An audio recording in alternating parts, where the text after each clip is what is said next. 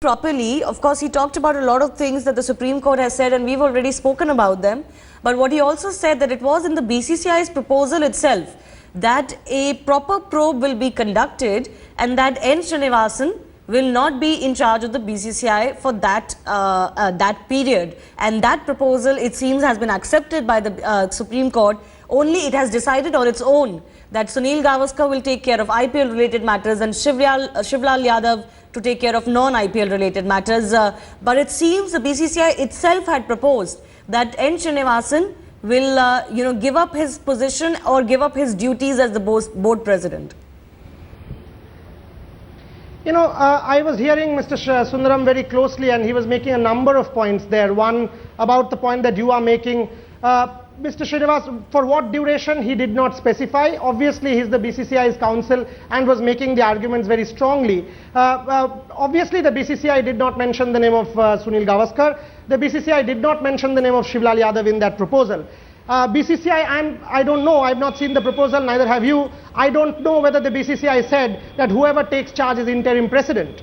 Because last year, at least when Mr. Srinivasan stepped aside, at every juncture he kept insisting that he is still the president. He's just stepped aside. But the Supreme Court has appointed Mr. Gavaskar as interim president. So to what extent can you say that our proposal stands accepted or vindicated is subject to question? Second, he mentioned about Mahendra Singh Dhoni and what Mahendra Singh Dhoni said to the Mudgal committee.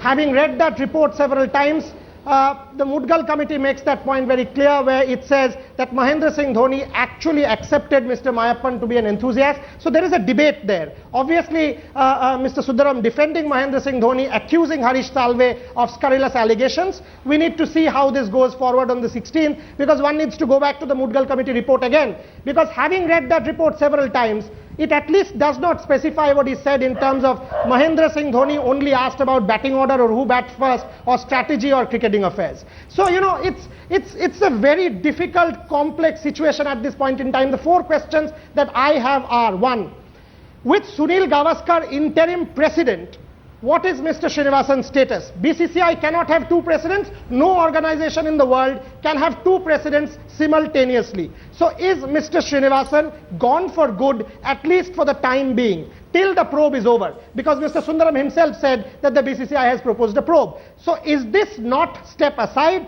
but step down, as we have been asking? Two, Sunil Gavaskar compensated for his television contract. So for the first time, we have a paid board chief.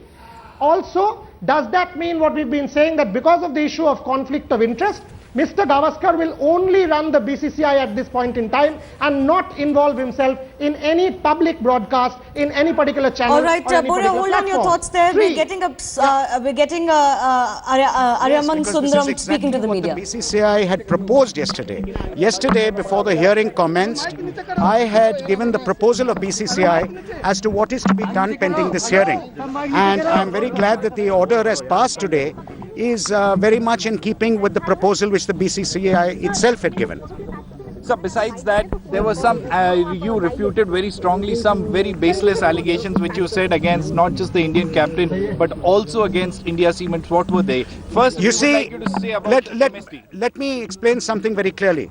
Very reckless allegations were made against the Indian captain based on certain allegations that he had tried to cover up, and what he was claimed by the petitioner to have said to the committee.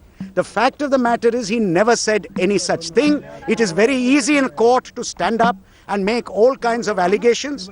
It is a totally different thing to substantiate them, and I am only very unhappy that we as Indians should have allowed a position of making a reckless allegation against the captain of India when the team is in Bangladesh fighting for bringing back a trophy to India and doing so well, that we are totally unmindful of all this, quite willing to make any kind of reckless allegation in court just to further a case. And I am very sorry about that. And on the 16th of April, when this case resumes, we will clearly establish the fact that such allegations are totally reckless and uncalled for. Srinivasan wanted to step down? Srinivasan himself opted to step down? Yesterday, a proposal was given by the BCCI.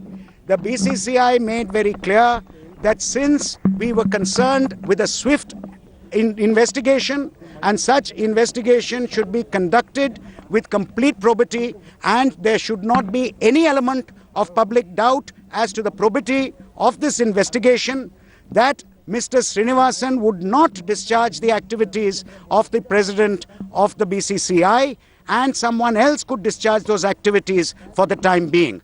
This was the proposal which was given in writing to the court yesterday by the BCCI. The court order today is in very much saying the same thing, says that Mr. Srinivasan will not discharge the functions so far as the activities of the BCCI are concerned at this juncture. Further hearing is on 16th, when the case will be heard and decided in full. What about IPL and the IPL? We were also very particular that there should not be any suspension or disqualification of any team at this juncture, especially since everything, even as per the report, was unverified and had to be further investigated, and also were subject to any decision to be taken in suitable disciplinary proceedings.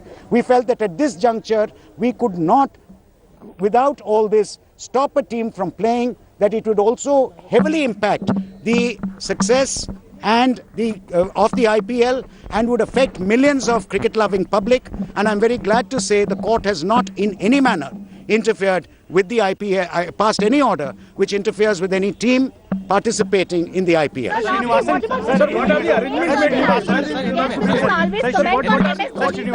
Sorry? What about the comments on Mr. MS Dhoni that were made yesterday? I think the comments on Mr. MS Dhoni were most unfortunate, were reckless, and ought never to have been made.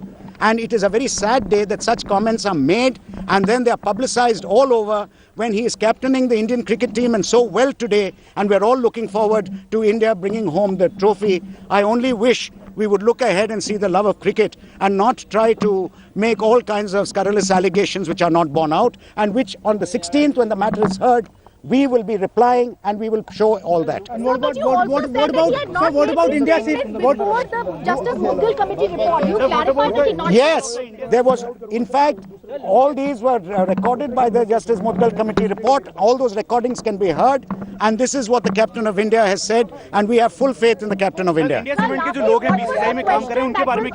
Sorry. What was the question? Mr. Mayappan had anything to do with cricketing activities or cricketing on-field.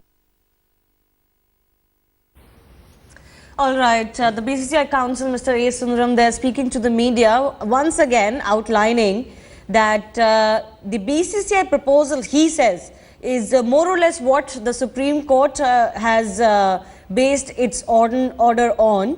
He has once again attacked Harish Salve for his charges on Mahendra Singh Dhoni. He says that those was not substantiable and cannot be substantiated. And he also went on to say that all of those arguments will be made again when the hearing starts again on April 16th. So just to recap for our viewers here, the Supreme Court has now forced the exit of N. Srinivasan as the chief of the BCCI. In its interim order over the IPL spot fixing case, the court has appointed Sunil Gavaskar as the interim chief of the BCCI till IPL 7. Let's also go across and listen to Justice Mukul Mudgal, on the basis of whose report the entire case is being fought.